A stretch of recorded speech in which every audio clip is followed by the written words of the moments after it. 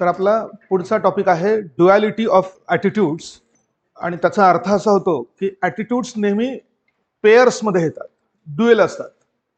जसं आपण म्हणतो पॉझिटिव्ह ॲटिट्यूड तर मग निगेटिव्ह ॲटिट्यूड, रॅशनल ॲटिट्यूड तर इररॅशनल ॲटिट्यूड, किंवा कॉन्शियस ॲटिट्यूड तर अनकॉन्शियस ॲटिट्यूड, किंवा एक्स्ट्रॉवर्ट ॲटिट्यूड, इंट्रॉवर्ट ॲटिट्यूड. म्हणून या टॉपिकला म्हणतात ड्युअलिटी ऑफ ॲटिट्यूड्स. तर कधी कधी मराठी त्याला मनोवृत्तीचे द्वैत असं म्हणतात. द्वैत, मनोवृत्तीचे द्वैत. म्हणून मनोवृत्ती नेहमी जोड्यांमध्ये येते किंवा पेअर्समध्ये येते. आणि मग ते कोणते कोणते पेअर्स आहेत आणि त्यांचा अर्थ काय होतो ते आपल्याला बघायचं आहे. नेहमी आपण जनरल शब्द वापरतो बघा की पॉझिटिव्ह ॲटिट्यूड, निगेटिव्ह ॲटिट्यूड. तर त्याचा जरा थोडासा जास्त अभ्यास आपण करूया. पण आधी इतर पेअर्समध्ये येणाऱ्या ॲटिट्यूडचा अभ्यास करूया. तर पहिला ॲटिट्यूड, पहिली पेअर आहे त्याच्यातली कॉन्शियस ॲटिट्यूड आणि अनकॉन्शियस ॲटिट्यूड. कॉन्शियसला मराठीत म्हणतात चेतन किंवा सचेतन मनोवृत्ती, आणि अनकॉन्शियसला म्हणतात अचेतन मनोवृत्ती. काल जो पॉइंट आपण बघितला शेवटी मनोवृत्तीची वैशिष्ट्ये. ओके, मग आता मनोवृत्तीचे ड्युअलिटी. मनोवृत्तीचे ना, काल आपण मनोवृत्ती टॉपिक बघितला. मनोवृत्तीपेक्षा वेगळा कुठली वेगळी नाही ना पॉइंट हा. So it continues, the topic continues. Topic बऱ्यापैकी मोठा आहे. तर काय पॉइंट म्हणतो आपण की मनोवृत्ती ही नेहमी जोडीमध्ये येत असते, ड्युएल असते. कारण आपण काल म्हटलं बघा, अर्थच बघितला की मनोवृत्ती नेहमी एक तर सकारात्मक किंवा नकारात्मक, नाहीतर मग फार फार तटस्थ अशा प्रकारची असते. त्यामुळे बऱ्याच वेळा मनोवृत्ती किंवा वेगळ्या प्रकारच्या मनोवृत्ती ह्या ड्युएल असतात किंवा जोडीमध्ये येतात किंवा पेअर्समध्ये येतात असं आपण म्हणतोय. मग त्यातली पहिली पेअर कोणती, तर कॉन्शियस आणि अनकॉन्शियस. आता इथे सबकॉन्शियस नाही म्हटलेलं आहे. जर सबकॉन्शियस म्हटलं असतं तर त्याला मराठीमध्ये अवचेतन म्हणतात. अव म्हणजे कमी असणे किंवा खाली जाणे. मग अवचेतन म्हणतात, इथे डायरेक्ट अनकॉन्शियस पॉइंट म्हटलेलं आहे. मग आता या दोन शब्दांमध्ये काय फरक आहे. आपलं कॉन्शियस ॲटिट्यूड आणि अनकॉन्शियस ॲटिट्यूड. कॉन्शियस या शब्दाचा अर्थ आपल्याला कळतो, सचेतन किंवा नुसतं चेतन या शब्दाचा अर्थ आपल्याला कळतो की आपण जागे असताना आणि आपल्याला सगळं समजत असताना ज्या ज्या गोष्टी आपण करतो त्या सगळ्या आपण कॉन्शियसली करतोय. आता सगळे तुम्ही जे काही करताय ते सगळं कॉन्शियसली करताय. जसं काल आपण म्हटलं तसं तुम्ही लिहितायत, ऐकतायत, बाहेर जाऊन आलेला आहात. ओके, या ठिकाणी बघितल्यानंतर बरोबर पेनच उचलतायत. ते काय समजा पट्टी उचलून तुम्ही लिहायला लागलं नाही आहात. हे सगळं तुम्ही कॉन्शियसली करताय, ते आपल्याला कळतं. पण आपल्या कितीतरी अशा गोष्टी असतात की ज्या आपल्या अनकॉन्शियस माइंडमध्ये अटकलेल्या असतात, ज्याची आपल्याला जाणीवच नसते. आणि ह्या अनकॉन्शियस माइंडमध्ये ज्या काही गोष्टी असतात त्या कधीतरी वेगवेगळ्या स्वरूपामध्ये बाहेर पडण्याची शक्यता असते. आणि अचानक जेव्हा त्या बाहेर पडतात आणि आपलं एखादं वर्तन नियंत्रित करतात तेव्हा आपण म्हणतो की हे अनकॉन्शियसली झालेली ऍक्टिव्हिटी आहे. बघा, एखाद्या वेळी अचानक भीती वाटते आपल्याला आणि त्या भीतीमुळे आपण काहीतरी इकडे बाजूला सरकलो. आता ती काल आपण सापाचं उदाहरण घेतलं. साप, आपण काय तर साप बघितला जर समजा दूर गेलो असेल तर आपण विचार पण केलेला नाहीये.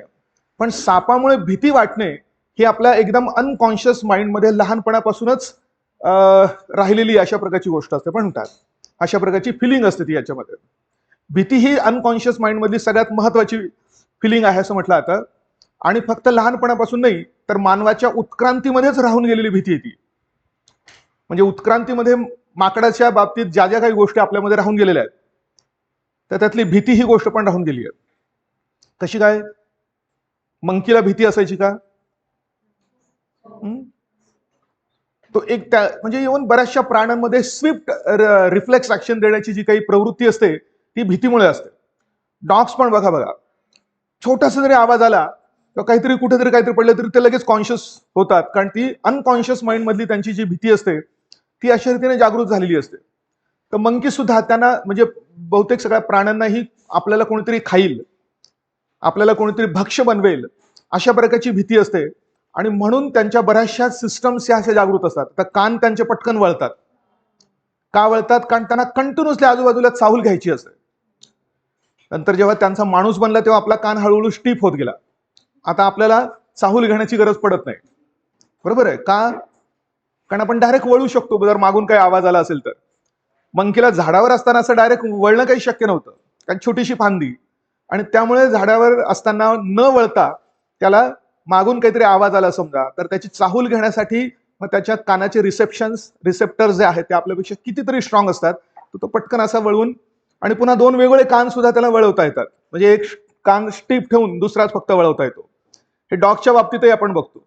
तर उत्क्रांती होत असताना त्याच्या शरीरातल्या बऱ्याचशा गोष्टी गेल्या, ज्या आज आपल्या शरीरात नाही आहे, शेपूट वगैरे सारख्या काही गोष्टी राहून गेल्या आहेत. मात्र तर राहून गेलेल्या मधली एक फिलिंग राहून गेलेली आहे, ती म्हणजे भीतीची फिलिंग. तर ती पण एक आपली अनकॉन्शियस अशा प्रकारची फिलिंग लहानपणापासूनच असते. लहानपणापासून काय सांगता येतं आपल्याला, कुठल्या गोष्टीची भीती वाटलेली असू शकते, नंतर त्याच गोष्टीची भविष्यात पुढे पुढे गेल्यानंतर भीती वाटेनशी होते. पण जेव्हा एखादा मुलगा एकदम लहान बाळ असं समजा म्हणूया, की त्या बाळाला कुठल्याही बाहेरच्या कुठल्याही साऊंडमुळे भीती त्याची निर्माण होण्याची शक्यता असू शकते. नंतर भविष्यात त्यालाही माहिती नसतं, कारण ते त्याच्या अवचेतन किंवा या अचेतन माइंडमध्ये राहून गेलेली किंवा अटकलेली गोष्ट असते असं पण म्हणूया. त्याची जनरली जाणीव आपल्याला नसते, पण काही काही सिच्युएशन्समध्ये मात्र ती अशा प्रकारे पुढे येऊ शकते आणि ती काहीतरी वर्तन क्रिएट करू शकते, अशी गोष्ट म्हटली जाते. मग भीती असेल किंवा काय म्हणतील प्रेम भावना असेल, तर त्या पण एकदम अनकॉन्शियस माइंडमध्ये गेलेल्या असतील. म्हणजे लहानपणी समजा त्या बाळाला कोणीतरी आई गोंजारते समजा, त्या गोंजारल्यामुळे त्याला सिक्युअर वाटतं, आणि सिक्युअर वाटल्यामुळे त्याला चांगलं फील होत असेल, तर ते चांगलं फील होणे सुद्धा त्याच्या आत अनकॉन्शियसली अटकलेली अशा प्रकारची भावना असते. त्यामुळे ते गोंजारणं फार महत्वाचं असतं त्या मुलाला सिक्युअर बनवण्यासाठी. त्याच्यावर आपल्याला युपीएससीने एकदा प्रश्न पण विचारून घेतलेला आहे, की त्या गोंजारण्याची जागा आता मोबाईलने घेतली आहे, तर त्याच्यामुळे काय परिणाम झालाय म्हणून. बघितलाय का एखादा प्रश्न? गोंजारणं म्हणूया, त्याला कडलिंग हा इंग्लिश मधला शब्द असतो, की आता आईच्या कंटिन्युअसली तो मुलगा कुशीमध्ये असतो, आईचा स्पर्श सुद्धा त्याला कदाचित एकदम सिक्युअर फील करण्यासाठी पुरेसा असू शकतो. त्यामुळे काही काही वेळा असं पण दिसतं बघा, ते बाळ असं वेगळं स्वतंत्र झोपलेलं असेल, तर तो आपला एक पाय लावून ठेवतो आईला, म्हणजे जवळ कोणतरी आहे ही एवढी फिलिंग पण त्याच्यासाठी पुरेशी असू शकते. हीच गोष्ट डॉग्सची पण आहे. ज्यांच्या घरी डॉग्स असतील त्यांना कदाचित माहिती असेल, की ते जेव्हा येऊन आपल्याला लागून बसतात, तेव्हा त्यांना सिक्युअर वाटत असतं. बघितलंय का तुम्ही? कोण ज्यांच्याकडे डॉग्स आहेत त्यांना कदाचित ही गोष्ट माहिती असेल. किंवा ते जेव्हा काय म्हणतात, तर बराच वेळा मग ते आपल्या पायाशी येऊन थांबतात, एकदम असं चिकटून झोपण्याचा प्रयत्न करतात किंवा थांबण्याचा प्रयत्न करतात. तर ही पण त्यांच्यातली ती फिलिंग आहे, ती लहानपणापासून बाळामध्ये सुद्धा असते. आणि त्या अशा प्रकारच्या ज्या काही फिलिंग्स असतात त्या एकदम त्याची स्पष्ट जाणीव नसते आपल्याला मोठं झाल्यानंतर, पण मात्र त्या आपल्या अवचेतन किंवा अचेतन माइंडमध्ये अशा अनेक वेगळ्या प्रकारच्या फिलिंग्स दडलेल्या असू शकतात. आणि कधी कधी मग त्याची प्रकटीकरण त्याचं होण्याची शक्यता असते आणि काहीतरी वर्तन त्यातनं क्रिएट होण्याची शक्यता असते. असे जे काही वर्तन असतं त्या सगळ्यांना आपण, त्याची जी मनोवृत्ती असते त्या सगळ्यांना आपण अचेतन मनोवृत्ती असं म्हणतो. त्यामुळे ही पटकन दिसून येते, हे काही पटकन दिसत नाही. आणि एखाद्याला जर हे कळलं नाही की नक्की अशा प्रकारचं बिहेवियर आपलं कशामुळे होतंय, तर तो कन्फ्यूज पण होण्याची शक्यता असते. त्यामुळे जर अभ्यास झाला तर आपल्याला कळू शकते की ही आपली फिलिंग ही अवचेतन माइंडमध्ये असलेल्या फिलिंग्समुळे निर्माण होऊ शकते. तर आपण त्याच्यातला फरक जरा थोडासा टेबलमध्ये बघूया. बघा, इकडे तुम्ही सचेतन लिहा आणि इकडे अवचेतन लिहा, अचेतन लिहा. सचेतन मनोवृत्ती आणि अचेतन मनोवृत्ती.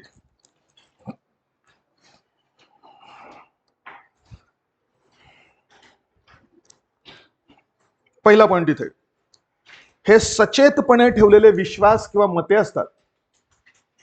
सचेतपणे म्हणजेच कॉन्शियसली ठेवलेले विश्वास किंवा मतं असतात, त्यांची आपल्याला स्पष्ट जाणीव असते.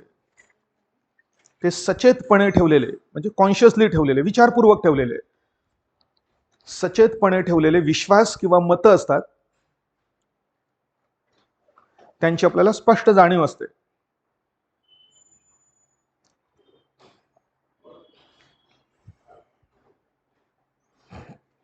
त्यांची आपल्याला स्पष्ट जाणीव असते. इकडे लिहता अचेत मध्ये, या मनोवृत्ती आपल्या जाणीवेशिवाय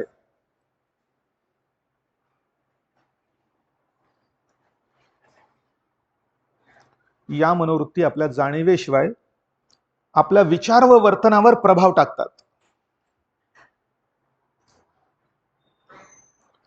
आपल्या जाणीवेशिवाय आपल्या विचार व वर्तनावर प्रभाव टाकतात.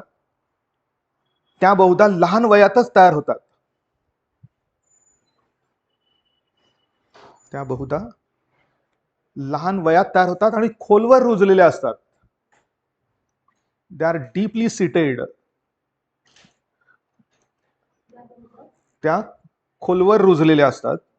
लहान वयात निर्माण होतात व खोलवर रुजलेल्या असतात. म्हणजे इतक्या खोलवर असू शकतात की ज्याची आपल्याला स्पष्ट जाणीवच नसते. असं हे माइंड फार भारी प्रकारे हा. आपल्याला जे काही कळतंय ते फार थोडंसं आहे. पण आपण म्हटलं ना की आईसबर्ग सारखा आपल्याला जाणीव असलेला फार थोडासा भाग असतो. ज्याची जाणीव नाहीये असा कितीतरी मोठा भाग आपल्या मनात दडलेला आहे. आपल्याला त्याची स्पष्ट जाणीवच नसते. दुसरा, यांचा वापर आपण सचेतपणे करतो. सचेतपणे करतो म्हणजे ह्या मनोवृत्तीचा वापर आपण कॉन्शियसली करत असतो. आपल्याला माहित असतं की आपण त्याचा वापर करतोय का माहिती होऊ शकतं. यांचा वापर आपण सचेतपणे करतो. तुम्ही एखाद्यावर रागवलात, तुम्हाला माहिती आहे तुम्ही रागवताय, बरोबर आहे, कॉन्शियस ऍक्टिव्हिटी झाली.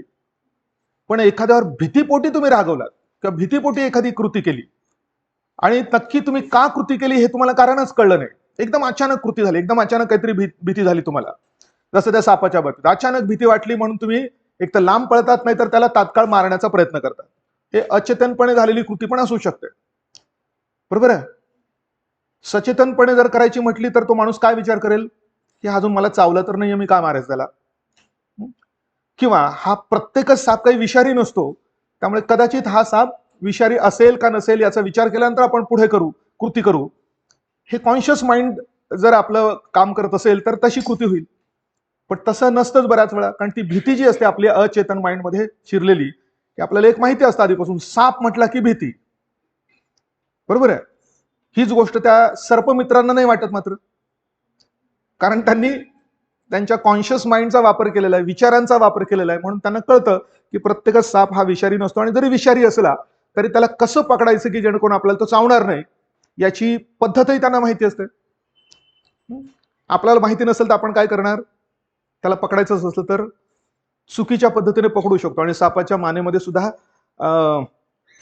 काही काय म्हणतात तर रिसेप्टर्स असे असतात किंवा त्यांची जे मसल्स असतात ते मसल्स पण एवढे स्विफ्ट असतात की तो त्याचे फँग्स जे असतात ते त्याला तुम्ही धरले इथे, पण त्याच्या खाली त्या तोंडाच्या खाली जे फँग्स ज्याच्यातनं विष बाहेर पडतं त्याचा नुसता छोटासा टच त्याने जरी केला तरी विष जाण्याची शक्यता असते. अशा कितीतरी सर्पमित्रांच्या बाबतीत झाले की त्यांना वाटतंय की आपण चांगलं पकडलंय त्याला, पण तो साप त्याची मान अशी काहीतरी मुवमेंट करतो की त्याचा फँग, काय म्हणतात त्याला मराठीमध्ये बघा, ते फँग त्याला फक्त असं काहीतरी टोच मारतो आणि त्याच्यामुळे विष जातं. काय म्हणतात, फण नाही, फणा नाही म्हणते मी, फणा नाही म्हणते. त्याच्या दाताच्या खाली दोन अशा या गोष्टी असतात, दाताच्या खाली किंवा जिभेच्या खाली म्हणूया, जिभेच्या खाली असे दोन काट्यांसारखे असे फँग्स असतात. आणि ते फँग्स म्हणजे त्याला फणा धरलेला समजा असं आणि हे फँग्स ओपन आहे, तर तो त्याने नुसता असं जरी टोचला तो फणावरती, फँग मात्र असं टोचला त्याने तरी सुद्धा विष जाऊ शकतं. आणि तिथूनच विष येतं. ते पुढे जे काही असं करत असतो त्याच्यातून विष नाही येत. तर हे आपण सचेतपणे वापरतो, कॉन्शियसली वापरतो. आणि इकडे हे मात्र स्वयंचलित असतात किंवा अचेतपणे आपण वापरतो, त्यामुळे त्यांची ऍक्शन ऑटोमॅटिकली होत असते की यांचा परिणाम स्वयंचलितरित्या होतो.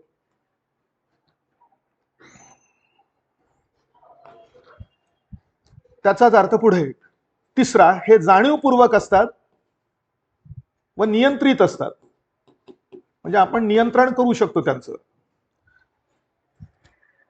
ह्या ज्या कॉन्शियस ऍटिट्यूड असतात त्या जाणीवपूर्वक असतात आणि नियंत्रित असतात, म्हणजे आपल्या नियंत्रणाखाली आणता येऊ शकतात. ह्या मात्र कशा असतात तर अनियंत्रित असतात. यांच्यावर नियंत्रण आणणं अवघड असतं. कृती झाल्यानंतरच कळू शकतं की हे अशा अशा कारणामुळे झालेलं आहे. चौथं, या मनोवृत्ती बदलणे शक्य असते.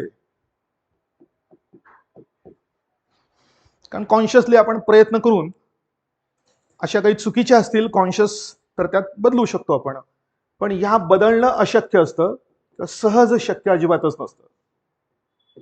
बदलणे खूप अवघड असते असं म्हणा. बदलायचं असेल तर पुन्हा लहान व्हावं लागेल.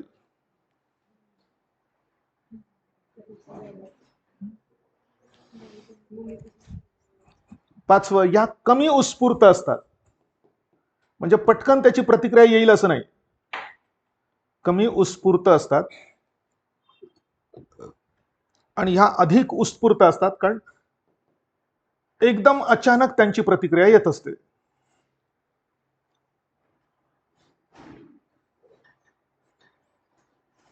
आणि शेवटचा पॉईंट लिहूया, काही उदाहरणं. कॉन्शियस माइंडचं असंख्य आपल्याला जे काही आपल्या रेग्युलर मनोवृत्ती असतात, वेगवेगळ्या गोष्टींकडे बघण्याचे आपले विचार, आपल्या भावना, आपलं वर्तन, नेहमी अनेक उदाहरणं सांगता येतील. कोणतं? फॉर एक्झाम्पल,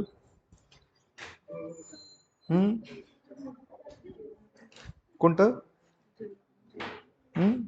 जेवण करणे. जेवण करणे म्हणण्यापेक्षा एखादं विशिष्ट फूड आवडणे किंवा न आवडणे, ही आपली कॉन्शियस ऍक्टिव्हिटी झाली. कोणाला काय आवडेल काही सांगता येत नाही. कोणती गोष्ट तुम्हाला आवडते तीच का आवडते? काही काही माणसं मी असं बघितलेत की ज्यांना रेग्युलर सगळ्यांना आवडतात अशा गोष्टी आवडत नाही. माझा एक नातेवाईक आहे, त्याला आंबा आवडत नाही. म्हणजे मी आजपर्यंत एकटाच तो माणूस बघितलाय की ज्याला आंबा आवडत नाही, पण कैरी आवडते. आता काय कारण याला कोणास ठाऊक. कैरी आवडते, पिकल्यानंतर त्याचा आंबा झाला तर तो आंबा मात्र त्याला आवडत नाही. त्याने आजपर्यंत एकदाही आंबा खाल्लेला नाही.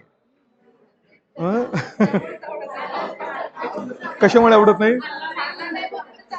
म्हणजे कधीतरी खाल्ला असेल, समजा लहानपणी त्याला आवडली नसेल चव, मग गेलं. किंवा मी आजपर्यंत कारलं खाल्लं नाही, एकदा पण नाही खाल्लं. म्हणजे लहानपणी ते मला कसं दिसतं यावरून त्याची निगेटिव्ह ऍटिट्यूड निर्माण झाला असेल कदाचित. त्याची चवच घेतली नाही मी. ते बाहेरून असं कसं तरी खडबडीत दिसतं म्हणून हे चुकीचं, चांगलं नसेल. आणि आधीच माहिती असतं की हे कडू आहे कडू आहे म्हणून, मग त्याच्यामुळे अशी ऍटिट्यूड क्रिएट झाली की मी आजपर्यंत कधीच कारलं खाल्लंच नाही. ह्या सगळ्या कॉन्शियस आहेत अशा प्रकारच्या. असं तुमचंही काहीतरी असेल. ही गोष्ट मला आवडत नाही म्हणजे नाही, ही गोष्ट आवडते म्हणजे मी कितीही त्याचं नुकसान झालं तरी खाणारच. खाण्याबद्दलचा विचार करायचा म्हटलं तर काय, चहा आवडत नाही? आवडतो ना? ओके. अजून काय? बघा, म्हणजे मला म्हणायचं काय की वेगवेगळ्या प्रकारच्या ऍटिट्यूड्स बरोबर ह्या वेगवेगळ्या गोष्टींची लागू असतात. आपल्याला तर जाणवल्या की आपल्याला कळतं की हा ऍटिट्यूड, मग आपल्याला चेंज करण्याची आवश्यकता असेल तर आपण चेंज पण करू शकतो. मात्र म्हणजे उद्या जर मला कारलं खायला सुरुवात करायची असेल तर मी माझ्या थिंकिंग मध्ये चेंज करून एकदा चव घेतल्यानंतर फारसं काही कडू नाहीये, ज्यांनी बनवलेलं आहे त्यांना ते त्यातला कडवटपणा घालवण्याचा उपाय माहिती आहे. हे कळलं तर मग मी खायला पण लागू शकतो. म्हणजे प्रयत्न केला तर, पण तशी काही गरज वाटली नाही म्हणून मी खाल्लं नाही. अशी तुमच्या बाबतीत एखादी गोष्ट असू शकते.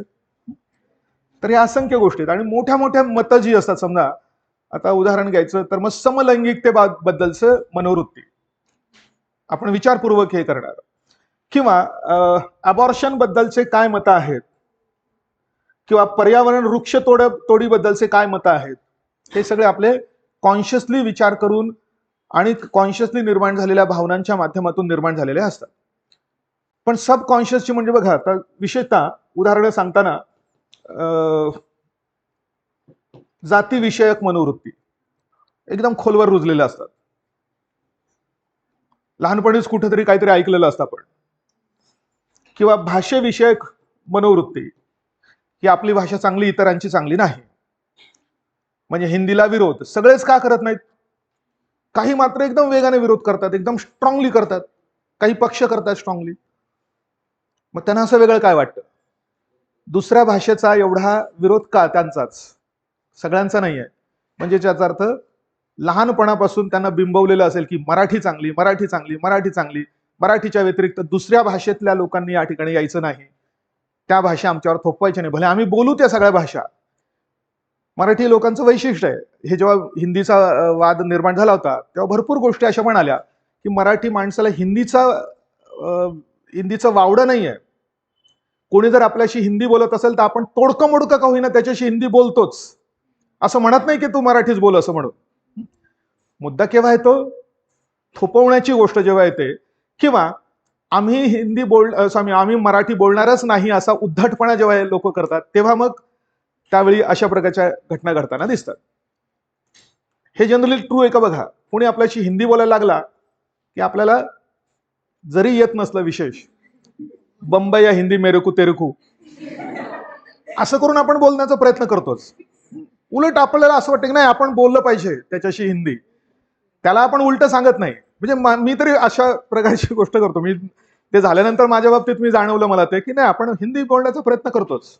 आपण स्वतः मराठी बोलून त्याला मराठी बोलण्यासाठी भाग नाही पाडत. अशा वेळी कॉन्व्हर्सेशन मध्ये उलट हिंदी बोलतो असा अर्थ होतो. पण मग थोपवण्याची गोष्ट, मग आता जेव्हा काही लोक म्हणतात नाही थोपवलं तर अजिबातच आम्हाला खपणार नाही, त्यावेळी ती कुठली तरी मनोवृत्ती एक प्रकारे लहानपणापासूनच ऐकून सारखी सारखी सारखी निर्माण झालेली असू शकते. मग जातीबद्दलचे किंवा धर्माबद्दलचे भेद हे सुद्धा खूप कॉन्शियसली निर्माण झालेले असू शकतात, किंवा प्रादेशिकता, इव्हन पितृसत्तेबद्दलचे, महिलांचा दर्जा कमी आहे ही भावना एकदम लहानपणापासूनच खोलवर रुजलेली असू शकते. कॉन्शियस माइंड मध्ये बऱ्याच वेळा नसते ती, पण कधीतरी काहीतरी क्रिटिकल कंडिशन आली की मात्र ती जागृत पण होऊ शकते. बरोबर आहे ना? आणि कशी होऊ शकते ते आपण मागे बघितलंच बघा, की घरामध्ये त्या मुलाला मुलीला जी वेगवेगळी कामं दिली जातात, त्यांना जे सांगितलं जातं त्याच्या आधारावर हळूहळू लहानपणापासूनच मुलगा हे ग्रहण करायला लागतो की पुरुषाचा दर्जा जास्त असतो, महिलांचा दर्जा कमी आहे, ही कामं महिलांनीच केली पाहिजे. ह्या अशा प्रकारच्या ऍटिट्यूड्स त्याच्या माइंडमध्ये क्रिएट होतात. ते एकदमच नॅचरल आहे, त्या भारतातलं लगेच काही जाणार नाहीये. त्यामुळे मुलींनी अजिबात त्याच्यामुळे हे करू नका, वाईट वाटून घेऊ नका. ते 100% जाण्याची शक्यता नाहीये. अशा परिस्थितीत आपल्याला कसं रिॲक्ट केलं पाहिजे, जर कोणी आपल्या बाबतीत इतका भेदभाव करत असेल तर ते आपल्याला ठरवलं पाहिजे, असा त्याचा अर्थ त्या ठिकाणी होतो. ते व्हायलाच नको आणि असं होणारच नाही, किंवा तुम्ही सुद्धा पुढे तुमच्या कुटुंबामध्ये ह्याच गोष्टी करण्याची पण शक्यता आहे. उद्या तुम्ही आई झाल्यानंतर कदाचित तुमचा मुलगा आणि मुलगी असेल तर याच्यात तुमच्याकडून सुद्धा भेदभाव होण्याची शक्यता आहे. त्यामुळे ही एक नॅचरल होणारी प्रोसेस आहे. पण भेदभावामुळे जे काही निगेटिव्हिटी त्या ठिकाणी त्या महिलांच्या बाबतीत केली जाऊ शकते, मुलींच्या बाबतीत केली जाऊ शकते, तिचे हक्क तिला डिनाय केले जाऊ शकतात, ते आपल्याकडून होऊ नये एवढं जरी ऍटलिस्ट पुढच्या पिढीने लक्षात घेतलं तरी सुद्धा योग्य होऊ शकेल. त्यामुळे ही पितृसत्ताक पद्धती आणि त्याच्या मनोवृत्ती ह्या लहानपणापासूनच आपल्या डोक्यामध्ये, आपल्या अवचेतनेच्या मध्ये त्या गुंतलेल्या असतात असं आपल्याला दिसतं जनरली. तसा प्रकार झाला.